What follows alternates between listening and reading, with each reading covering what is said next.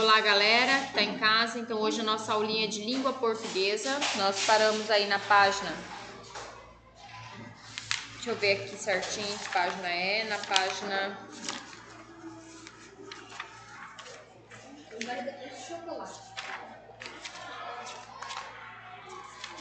28 da apostila de língua portuguesa. Então vamos lá para nossa apostila.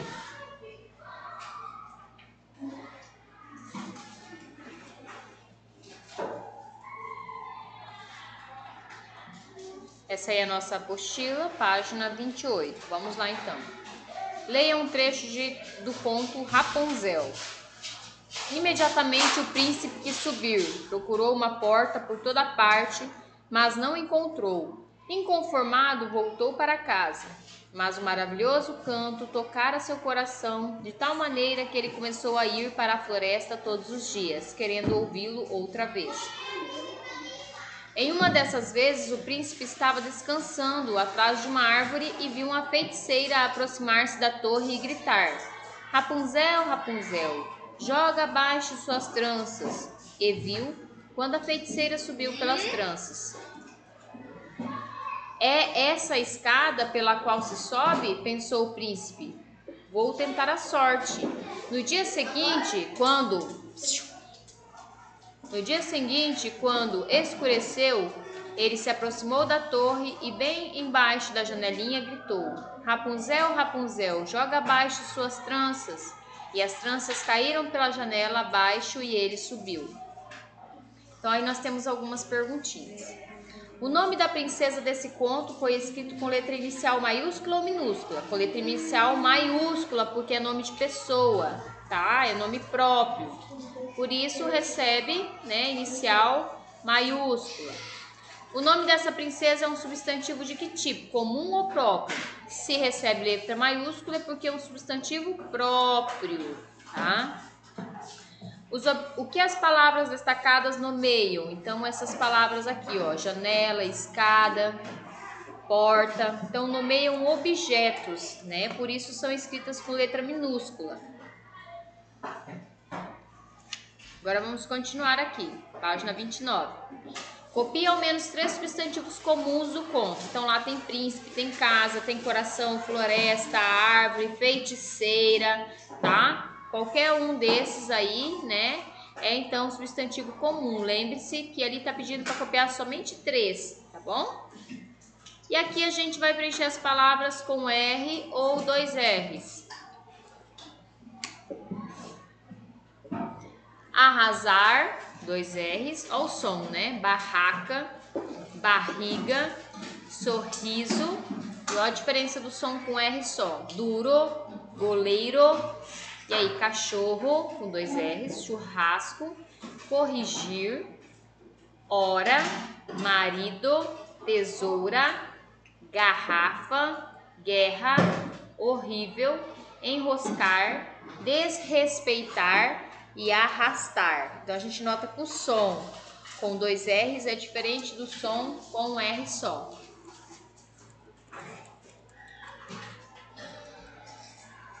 Aqui a gente vai preencher esse texto que a gente já tinha usado na sala, né? Para quem está na sala, a gente tinha feito cópia no caderno de caligrafia desse texto. Então, a gente agora vai só preencher aqui os dados, né? Então, aqui, ó, 20 de junho de 1942 é a data.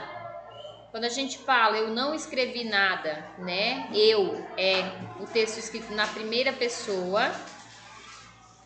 A verdade é que gosto de escrever, isso me alivia o coração, diminui minhas preocupações. É um comentário pessoal, ele tá falando dele mesmo. Quarta-feira, 24 de junho, também é uma data.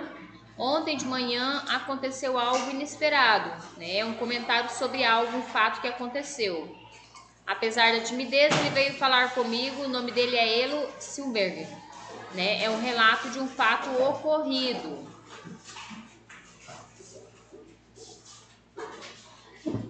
Elo tem anos que sabe contar histórias muito engraçadas. Hoje de manhã ele estava me esperando de novo. Então é um relato de um fato ocorrido. E por último, a assinatura, né, de quem fez o texto, nesse caso, Anne Frank, né? O Diário de Anne Frank. E aí vai falar um pouquinho sobre ela e sobre a vida dela. Então foi escrito em 12 de junho de 1942, né? A 1º de agosto de 1944 por Annelies Marie Frank, conhecida como Anne Frank, uma adolescente alemã de origem judaica. Ele se tornou um documento histórico e uma das obras mais importantes do século XX.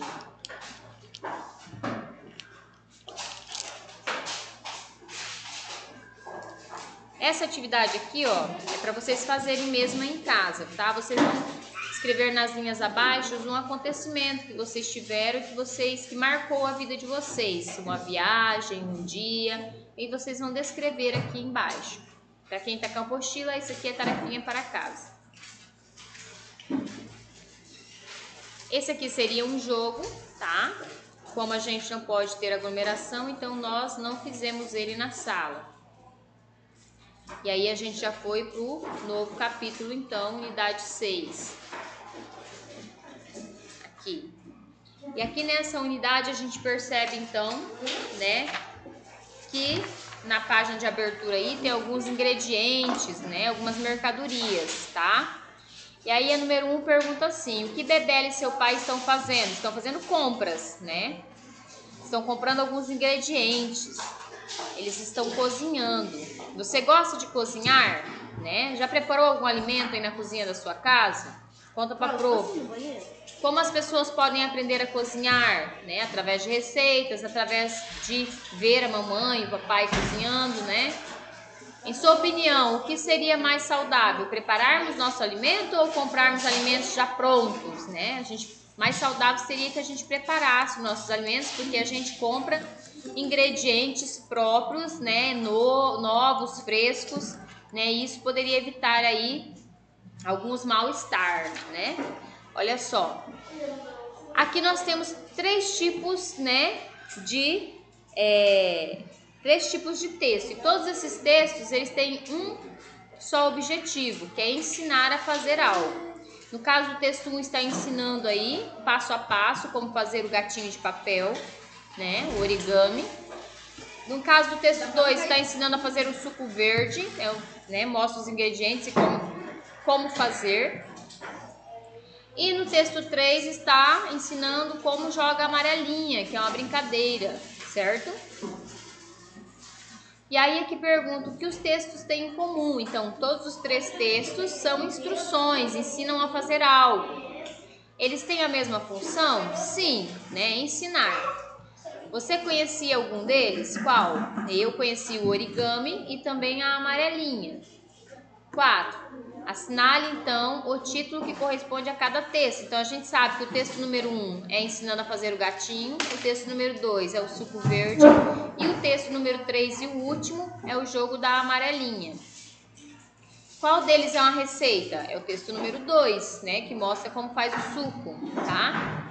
Você acha que o suco verde é um exemplo de alimentação saudável? Sim, né, porque ele ajuda a desintoxicar, então é saudável.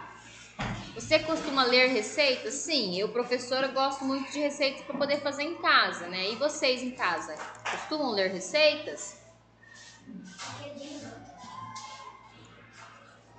Aí aqui nós vamos ver uma receita então de um docinho de leite em pó, na página 38, tá? Ai que delícia, até falei aqui para os alunos da sala, né, que eu vou trazer esse docinho para eles comer 1h10, que eu vou preparar e vou trazer, tá? Ingredientes: 2 xícaras de açúcar refinado, 2 xícaras de leite integral em pó, 50 ml de leite de coco, açúcar refinado, coco ralado e cravos da Índia para enfeitar. Como posso fazer? O modo de preparo.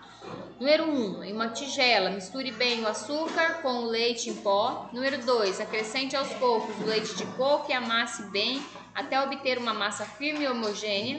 Modele a massa em bolinhas. Passe-as no açúcar refinado ou no coco ralado e enfeite com os docinhos com cravos da Índia. Essa é uma receita de Cristina Oliveira de Freitas, tá? Lá do site Tudo Gostoso, né? Disponível aí na internet, tá? E aí aqui fala sobre nossa pirâmide alimentar. Então, olha só, O equilíbrio na nossa alimentação, ele é super importante, porque a gente precisa ter muito carboidrato, né? E depois a gente precisa se alimentar de bastante vegetais e frutas, depois carnes, ovos, né? Os derivados do leite e por último, então, e em pequena quantidade, os doces. Assim a nossa saúde seria muito mais saudável, né? Nossa vida seria muito mais saudável. E aí temos algumas perguntinhas sobre isso. A receita trouxe os mesmos ingredientes que você imaginou antes de lê-la? Então, essa resposta é pessoal. Você acha que quando fala assim, docinho de leite em pó, você lê os ingredientes, você imaginou que eram aqueles ingredientes? Uma pessoa que queira fazer esse docinho de leite em pó só precisará de quanto tempo? Então, lá na receita fala que essa pessoa precisará, né? O preparo é 30 minutos, tá? Quantas porções, ou seja, quantos docinhos vai dar? Então, 10 docinhos. Essa receita aí faz 10 docinhos, certo? Que informações o leitor encontra na parte que corresponde aos ingredientes? Então, o leitor encontra a lista dos produtos necessários para a preparação do docinho. E aí, aqui a gente tem os mesmos ingredientes, só que a gente vai dizer se eles são ingredientes sólidos ou líquidos. Então, nós temos aí de ingredientes sólidos o açúcar refinado, o leite em pó, coco ralado e o cravo da Índia. E líquido nós temos o leite de coco, tá?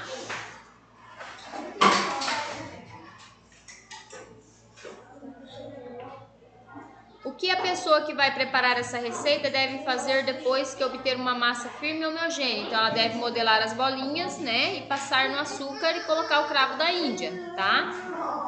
Aí na 7 fala assim, modele a massa em bolinhas, passe no açúcar o coco ralado e refine com cravo da Índia. Enfeite com cravo da Índia. O que o leitor deve fazer? O que o leitor deve passar no açúcar ou coco ralado? A massa pronta e modelada, né, em forma de bolinhas. O que o leitor deve enfeitar com cravo da Índia? As bolinhas envolvidas no açúcar ou no coco ralado. Meninos, eu tô gravando, silêncio. O leitor pode realizar essas ações indicadas no modo de preparo em qualquer ordem? Não pode, né? Porque se ele preparar em qualquer ordem, às vezes a receita não vai dar certo, né? Então é fundamental que use o método correto, a ordem correta da preparação do alimento. Aí nós temos ali a manga com leite, se ele faz mal ou não, é um mito ou uma verdade, né? Então é um mito, tá? Essa mistura, na verdade, é muito saudável. Foram alguns fazendeiros que inventaram o mito, porque não queriam compartilhar o leite com os escravizados, deixando para eles apenas a manga, que era abundante nos campos. E aí pergunta assim, sobre a receita, né, lá do docinho de leite em pó. Onde a receita foi publicada? Ela foi publicada em um site, porque lá na receita fala assim, ó, receita de Cristina Oliveira de Freitas, do site Tudo Gostoso.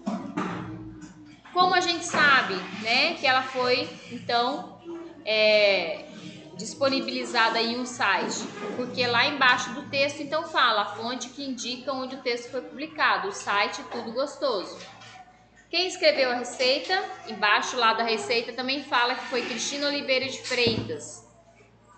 Para quem a receita foi publicada? Então, para todas as pessoas que se interessarem em aprender a fazer o docinho de leite em pó. Na nossa opinião, é importante seguir as orientações de receita? Por quê? Sim, né? Porque seguindo as orientações é muito mais difícil a receita dar errado. A partir do momento que você segue as receitas, é mais difícil que ela dê errado. Quais são as partes que organizam o texto dessa receita? Então, o título, os ingredientes e o modo de preparo. Porque o modo de preparo não pode vir antes dos ingredientes? Porque o leitor ou a pessoa que vai fazer a receita precisa saber se ela tem aqueles ingredientes em casa, né? Se ela não tiver, ela precisa comprar esses ingredientes. Então, por isso é importante os ingredientes virem antes. Observe os números que aparecem ao lado dos ingredientes, para que eles servem. Então, os números que aparecem ao lado, número 1 ponto, né? Eles servem para indicar a quantidade de ingredientes, tá? 2 xícaras de açúcar refinado, 2 xícaras de leite em pó integral, E os números que aparecem antes, né, do modo de preparo. Então, esses números, um ponto, né, significam uma ordem, uma sequência, tá, das ações aí. Significa que o 1 vai ser o primeiro a ser feito, e o 2 e o 3, assim sucessivamente. E aqui pede pra gente misturar palavras que indicam ordens, comandos, tá? Ações que devem ser feitas. Então, lá na receita tem misture, acrescente, modele, amasse, passe, enfeite, tá? Então, é como se estivesse falando pra você, faça tal coisa, né? Misture os ingredientes, acrescente o leite, modele as bolinhas, né? Amasse a massa, passe o açúcar, enfeite com o cravo da Índia. Então tá dando ordens, tá?